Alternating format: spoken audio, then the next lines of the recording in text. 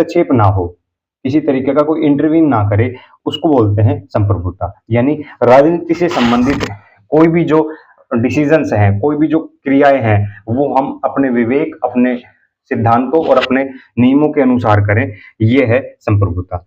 तो आखिर जब ब्रिटेन भारत को आजाद कर ही रहा था, तो फिर भारत को संप्रभुता का डर क्यों था? तो अगर हम एक कटु सत्य ये है कि जिस वक्त भारत आजाद हुआ, उस वक्त ब्रिटेन की ये मजबूरी थी कि वो भारत को आजाद करे। ब्रिटेन की मजबूरी क्या थी? सबसे बड़ी मजबूरी जो थी वो ये थी कि दूसरे विश्व युद्ध में ब्रिटेन इतना कमजोर हो चुका था कि उसके पास इतनी क्षमताएं नहीं थी कि वो भारत पर अपना अधिकार रख सके। और दूसरे विश्व युद्ध में ब्रिटेन अपने आप को पूरी तरीके से अमेरिका और आज का जो रूस है यानी सोवियत संघ के हाथों एक तरीके से बेच चुका था। यानी वो शक्तियां उसके ऊपर काम कर रही थी और इस कारण से उसको भारत को आजाद करना पड़ा। यानी वो नहीं चाहता था कि भारत को आजाद करे, इसलिए कहीं ना कहीं वापस ब्रिटेन से भविष्य में या फिर अमेरिका और जो सोवियत संघ, जो बढ़ती हुई नई शक्तियां थी, उनसे हमें अपने संप्रभुता की रक्षा करनी थी। दूसरा है राष्ट्रवाद यानी राष्ट्रीय एकता। राष्ट्रीय एकता की चिंता क्या थी? राष्ट्रीय एकता की चिंता ये थी कि ब्रिटेन नहीं चाहता था कि भारत इस तरीके से यानी एक मूल रूप से एक इकट्ठा होकर ही आजाद हो।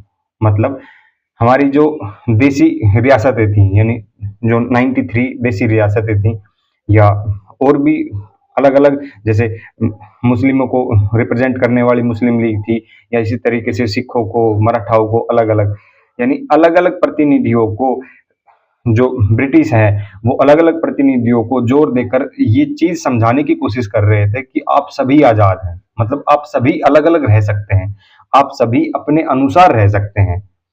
वो ऐसा इसलिए था कि भविष्य में अगर भारत ये टूट जाता है तो भविष्य में इस भारत को दोबारा से अपनी कॉलोनी बनाया जा सकता है, इसलिए तो ये राष्ट्रीय एकता का विषय था।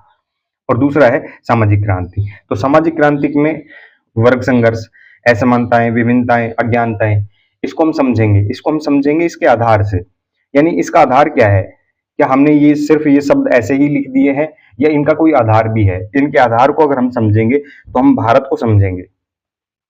इस भारत को, ठीक है, इस भारत का नक्शा समय समय पर बदलता रहा, लेकिन इस भारत को अगर हम देखें तो पुराने समय से यानी सिंधु घाटी सभ्यता, उसके बाद वैदिक काल, उसके बाद मगध महाजनपद, मौर्य साम्राज्य, गुप्त साम्राज्य, दिल्ली सल्तनत, इस तरीके से अगर हम देखें भारत का जो इतिहास था वो इस तरीके से चला है। भारत मतलब यहाँ से शुरू करके आज यहाँ तक भारत पहुंचा है। तो भारत में अनेक